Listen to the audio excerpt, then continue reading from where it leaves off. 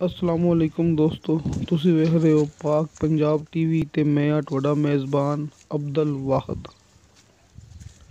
ਦੋਸਤੋ, ਸਭ ਤੋਂ ਪਹਿਲੇ ਤੁਸੀਂ ਆਪਣੇ ਚੈਨਲ ਨੂੰ ਕਰੋ ਸਬਸਕ੍ਰਾਈਬ ਤੇ ਨਾਲ ਹੀ ਬੈਲ ਆਈਕਨ ਨੂੰ ਕਰੋ ਓਕੇ ਦੋਸਤੋ, ਤਾਂ ਕਿ ਸਾਡੀ ਅਗਲੀ ਵੀਡੀਓ ਦਾ ਨੋਟੀਫਿਕੇਸ਼ਨ ਤੁਹਾਡੇ ਤੱਕ ਪਹੁੰਚੇ। ਤੁਸੀਂ ਉਹ ਵੀਡੀਓ ਵੇਖੋ ਸਭ ਤੋਂ ਪਹਿਲੇ। ਦੋਸਤੋ, ਇਹ ਗਾਂ ਆਪਣੇ ਇੱਕ ਦੋਸਤ ਨੇ ਆਪਾਂ ਨੂੰ WhatsApp ਕੀਤੀ ਹੈ। ਦੋਸਤੋ, ਦੂਸਰਾ ਸੂਣ ਨੂੰ ਗਾਂ ਤਿਆਰ ਹੈ।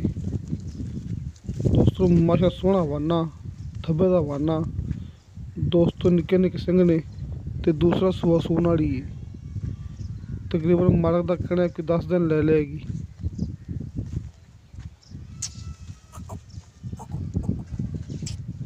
ਆ ਵੇਖੋ ਦੋਸਤੋ, ਮਾਸ਼ਾ ਥੱਬੇ ਦਾ ਵਾਨਾ, ਮੁੱਠ ਥਣ ਤੇ ਪੂਰੀਆਂ ਵਿਰਲਾਂ ਵਿੱਚ,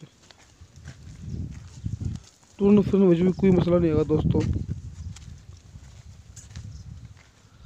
ਦੋਸਤੋ ਆਪਣੇ ਇੱਕ ਦੋਸਤ ਨੇ WhatsApp ਕੀਤੀ ਹੈ ਤੇ ਬਾਬਰ ਨਗਰ ਮਿੰਚਨਾਬਾਦ ਦਰਿਆ ਵਾਲੀ ਸਾਈਡ ਤੇ ਦੋਸਤੋ ਗਾਂ ਖੜੀ ਹੋਈ ਹੈ।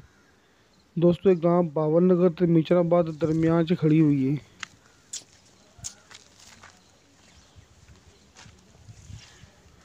ਦੋਸਤੋ, ਇਸ ਗਾਂ ਦਾ ਮਾਲਕ ਨੇ 1,15,000 ਮੁੱਲ ਕੀਤਾ ਹੈ। 1,15,000 ਜਿਹਦੇ ਵਿੱਚੋਂ ਆਪਾਂ ਪਿਆਰ ਮੁਹੱਬਤ ਕਰਾ ਲਾਂਗੇ। ਦੋਸਤੋ, ਮੇਰਾ WhatsApp ਨੰਬਰ ਡਿਸਕ੍ਰਿਪਸ਼ਨ ਵਿੱਚ ਲੱਗਿਆ ਹੁੰਦਾ ਹੈ। ਦੋਸਤੋ, ਮਿਲਾਂਗੇ ਅਗਲੀ ਵੀਡੀਓ 'ਤੇ।